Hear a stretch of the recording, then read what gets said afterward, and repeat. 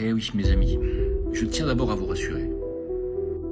Oui, il va bien, il est vivant, tout va bien. Il a même volé les lunettes de soleil à Macron, pour vous dire. Alors, non seulement il va bien, mais Ben-Gvir va bien aussi, et l'autre psychopathe est également vivant. J'entends lui, hein. Voilà. Alors, ce qui est absolument phénoménal, c'est qu'ils disent qu'ils vont arrêter cet État génocidaire donc et fanatique. Je suis d'accord avec eux, mais on parle pas du même. Eux, ils parlent de l'Iran, un État génocidaire et fanatique. Et ils ont osé dire quelque chose qui m'a... Je suis encore sous le choc, en fait, de ce que j'ai entendu. Ils ont osé dire que eux ne tiraient pas sur les civils. Alors, moi, je veux bien, tout ce que vous voulez, les gars. Alors, je ne mens pas. Hein. Le porte-parole ici de l'armée israélienne, hein, qui est Olivier Rafovitz. À la différence du régime iranien qui vise nos villes et nos populations civiles, nous ne sommes pas en guerre avec le peuple iranien, mais avec le régime. Nous continuerons cette guerre jusqu'à la victoire et la chute du régime. Donc pour eux, ils ne tuent pas les civils. En clair, ils ne tuent pas les civils, mais ils tuent le Hamas. Et donc, pour y accéder, ils tuent 70 000 civils. Ils ne tuent pas les civils au Liban, mais ils tuent le Hezbollah. Et pour arriver à les atteindre, ils détruisent les 2 tiers du Liban. Ils n'ont rien contre les Iraniens, mais ils tuent que des installations civiles iraniennes. Bref, si demain, leur ennemi, c'est Macron, ils vont tuer toute la France. Bon, on a compris votre tactique, les gars. On comprend. Tous les pays qui ne sont pas d'accord avec vos bombardements sont des pays antisémites. On a pigé. Voilà. Par contre, moi je suis d'accord avec vous, il faut arrêter cet État fanatique et génocidaire qui s'appelle Israël. Je pense que ça s'arrête là. Alors, qu'est-ce qui s'est passé hier soir? Il s'est passé qu'Israël a pris une dégelée. Et c'était annoncé. Ils avaient dit, on va mettre fin à vos installations nucléaires. Pourquoi? Alors il y en a qui vont dire, c'est des fous furieux ces Iraniens, ils sont malades. Vous ne vous rendez pas compte, ils tirent sur des installations nucléaires. Qui a commencé? Alors, l'état d'urgence a été déclaré à Dimona après une frappe sur le centre nucléaire israélien. Effectivement, c'est pas bien. Des incendies ont été signalés, des victimes, bien sûr, sont à déplorer, des dépôts de combustible usés, des bâtiments administratifs sont en feu, des hélicoptères de l'armée israélienne ont évacué 21 employés blessés, les autorités ont décidé de fermer la ville aux entrées et sorties. Les écoles sont fermées. Or, l'Iran a déclaré que l'attaque contre Dimona était une réponse à la frappe de la coalition d'Epstein, entendez Israël et les États-Unis, contre le complexe nucléaire iranien de Natanz pendant la journée. Allez donc vérifier que c'est d'abord Israël et les États-Unis qui ont commencé. Ce n'est qu'une réponse. Et ils avaient prévenu, si vous nous touchez, si vous touchez à nos installations énergétiques, on fera pareil. Sauf que, les Iraniens ont eu la décence pour le moment de ne pas toucher le cœur de l'installation nucléaire de Dimona elle-même. Ils ont touché à côté, exprès, en disant on peut vous atteindre quand on veut, parce que votre dôme de Gruyère, il ne nous arrête pas. Alors il y a eu des victimes, il y a eu des zones civiles qui ont été détruites, mais pour le moment, ils n'ont pas vraiment ciblé les installations nucléaires. Ce que ne se sont pas gênés de faire les Israéliens et les Américains en Iran. Donc, c'est la prochaine étape. Il faut s'y attendre. Je vous ai dit qu'on allait aller vers l'escalade nucléaire, vous voyez qu'on y va. Hein. Et en retour, il y a Trump qui se met en colère et qui a dit, si vous ne capitulez pas, il a dit à l'Iran, hein, si vous ne vous rendez pas, je détruis toutes vos installations électriques, vous aurez 50 ans pour les reconstruire.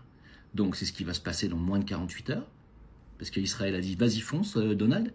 Donc ils vont tout détruire en Iran, ils vont détruire toutes les installations électriques, et vous comprenez bien ce qui va se passer derrière. Parce que ce qui va se passer derrière, mes amis, c'est que les négociations avec les Américains sont terminées pour toujours, a dit le porte-parole, le ministre des Affaires étrangères iranien. C'est terminé. Hein. Il n'y a plus de salle de discussion avec les Américains. Ils nous ont déçus avec des promesses de ne jamais nous attaquer, et juste après, ils l'ont fait. Ils ont décidé de nous attaquer sans réfléchir. Cette expérience est très amère pour nous. Et donc, c'est la dernière fois. Il n'y aura plus de diplomatie avec les Américains. On va au bout. On va au bout. L'Iran affirme désormais contrôler le ciel israélien et que les frappes massives de l'année dernière sont le résultat d'un travail de renseignement précis. Ces 3 dernières semaines, nos opérations consistaient en des manœuvres visant à explorer les faiblesses de la défense aérienne israélienne. Aujourd'hui, nous contrôlons l'espace aérien israélien et personne ne peut intercepter les missiles iraniens. Vous pensez qu'on va vers la paix? Vers un apaisement? Qui croit aujourd'hui, parmi ceux qui, il y a encore 2 mois, me traitaient de débile quand je disais qu'on allait vers une escalade nucléaire, qui aujourd'hui comprend qu'on y va et que, à mon avis, il n'y a pas grand-chose qui va l'éviter? Pas grand-chose. Vraiment pas grand-chose. Pour aller dans l'anxiogénité, si je puis dire, le Pakistan a surenchéri. Si l'Iran est attaqué à l'atome, on sort notre arsenal nucléaire et on répond. C'est clair? L'un des gardiens de la révolution iranienne a dit « Nous continuerons à cibler la région de Dimona jusqu'à ce que le réacteur nucléaire soit complètement détruit.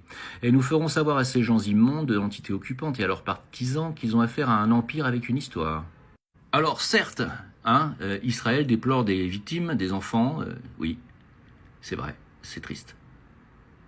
C'est triste, mais avez-vous déjà oublié ces images ?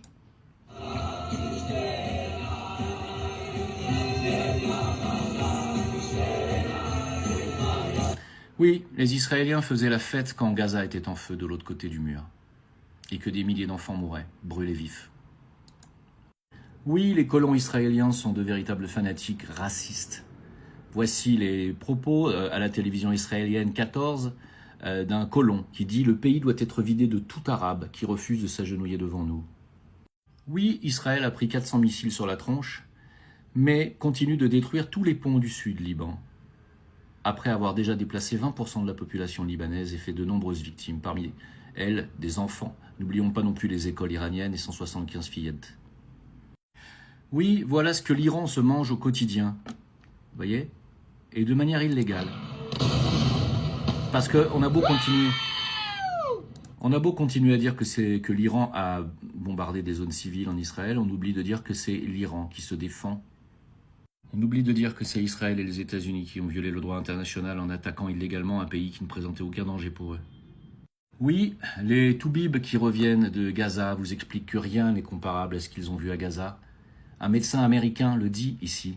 Les Israéliens ont fait exploser la tête d'enfants, leur ont tiré dans les parties génitales, ont brûlé des gens jusqu'à les carboniser, et il oublie de dire qu'ils ont été enterrés vivants.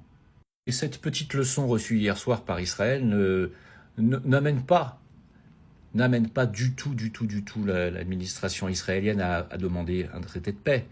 Nous allons accélérer la destruction des maisons libanaises dans les villes selon le modèle de Beth Hanoun, Rafah et Gaza, c'est-à-dire ils vont faire un génocide au Liban également. Oui, Israël doit être stoppé, oui, Israël doit être arrêté dans sa folie meurtrière, ainsi que l'administration américaine qui lui mange dans la main. Oui, ça doit cesser. Si ça ne cesse pas, on va vers une escalade nucléaire et je ne vois pas qui pourra l'en empêcher. Je ne vois pas. Voilà. Donc aujourd'hui, vous me prenez peut-être moins pour un débile. Je ne me prends pas pour un Nostradamus non plus. Les gens ils pensent que je fais des prédictions. Je ne fais pas de prédictions. C'est juste ma logique. Si vous voyez une sortie positive à ce conflit, écrivez-moi. Et je ne vois pas comment ça pourrait être. Une sortie positive à ce conflit, comment ? Comment ? Quand il y en aura un des deux qui dira c'est bon, on se rend. Mais ça n'arrivera que le jour où il y aura des bombes nucléaires tactiques qui seront balancées sur Téhéran. Parce que l'Iran n'a pas la bombe nucléaire, donc il n'y en aura pas sur Jérusalem ni Tel Aviv des bombes nucléaires. Il ne peut y en avoir que sur l'Iran.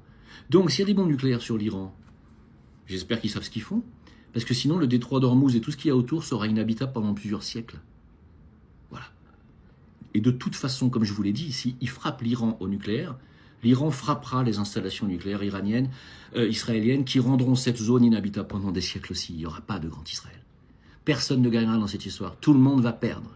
Et vous aurez bientôt vous-même un plein d'essence à 400 €. Voilà ce qui va se passer. Alors je vous souhaite bon courage à tous. Mais si vous voulez la paix dans ce monde, il faut stopper les génocidaires.